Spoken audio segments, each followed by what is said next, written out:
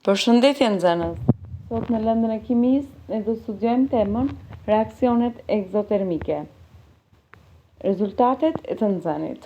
Përshkruan me fjalë reaksionet egzotermike, identifikon reaksionet egzotermike, shkruan me fjalë dhe formulë reaksionet egzotermike, analizon llojet e reaksioneve egzotermike.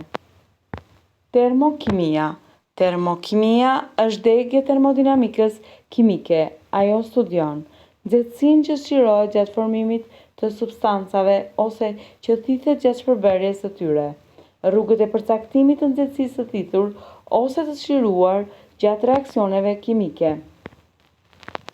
Gjithashtu ajo studion mënyrën e përdorimit të dhënave teorike dhe eksperimentale për përcaktimin e ndryshimit të nxehtësisë në reaksione që lidhen me njëri tjetrin, reaksionet me disa stade zhvillimi. Reaksione egzotermike. Reaksione egzotermike janë ato reaksione që shoqërohen me sqarim energjie, që do të thotë se energjia e sqaruar gjatë krijimit të lidhjeve të reja kimike është më e madhe se energjia e marrë për shkëputjen e lidhjeve të vjetra. Reaksione egzotermike janë të gjitha reaksionet e djegjes, të gjitha reaksionet e bashkimit, gjithashtu edhe frymëmarrja e gjallësave është një proces egzotermik. Reaksionet e djegjes. Gjatë djegjes së një lënde djegëse zhvillohet një reaksion kimik që shoqërohet me sqarim nxehtësie, quhen reaksione egzotermike. Kjo energji shfaqet në formën e energjisë termike ose të nxehtësisë. Për shembull, djegja e fosforit, reaksioni me fjalë dhe formula P4 plus O2 na përfton P2O5. Me fjalë fosfor plus oksigjen na përfton pentaoksid difosfori, siç e kemi dhe në figurë djegjen e fosforit të kuq. Në këtë rast, energjia e substancave nisëtore është më e madhe se energjia e substancave produkt. Djegja e qymyrit. Gjatë djegjes së qymyrit me oksigjenin e ajrit sqarohen energji në formë nxehtësie. Djegja paraqitet me anë të reaksionit me fjalë dhe formulë. C plus O2 na përfton CO2. Karbon plus oksigjen na përfton dioksid karboni. Në këtë rast, energjia e substancave nisëtore është më e madhe se energjia e substancave produkt. Pra, dhe nxehtësia në këtë rast, që shënojmë me që, është më e vogël se 0 dhe është e barabartë me minus 393.5 kJ. Po të shikojmë më lart, kemi një reaksion kimik dhe në të djathtë të tij kemi të vendosur sasinë e nxehtësisë.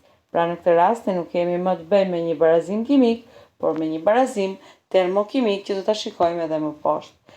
Sasia e nxehtësisë ne shënojmë me që dhe masi me kilojoule. 1 kilojoule është i barabartë me 1000 joule. Gjatë djegjes së 12 gram karbon shkërohet minus 393.5 kJ. E shikoni dhe më ndiqni edhe në figurë. Kurse gjatë djegjes së 24 gram karbon shkërohet 2 herë më shumë nxehtësi, pra 2 fishi. 2 që shumëzon minus 393.5 kJ dhe na përfton sasia e sqaruar në këtë rast është minus 787 kJ.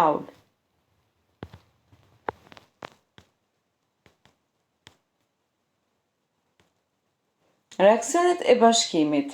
Reaksionet e bashkimit janë reaksione gjatë bashkëveprimit të dy substancave të thjeshta na përftohet një substancë e përbërë. Shembull, hidrogjen plus klor na përfton acidin kloridrik, H2 plus Cl2 na përfton HCl. Energjia e substancës nisëtore dhe në këtë rast është më e madhe se energjia e substancës produkt. Shënojmë me që sasinë e nxehtësisë dhe masin me kilojoule. 1 kilojoule ka 1000 joule.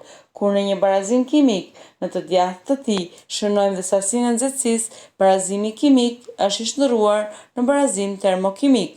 Pra, sasia e nxehtësisë të reaksionit hidrogjen plus klor që përfton acidin kloridrik është e barabartë me minus 184 kJ. Edhe reaksioni i frymëmarrjes së gjallësave është një reaksion egzotermik, sepse frymëmarrja e gjallësave shoqërohet me sqarim energjie. Glukozë plus oksigjen na përfton dioksid karboni plus ujë plus energji. Ju faleminderit për vëmendjen dhe ju uroj një ditë të mbarë.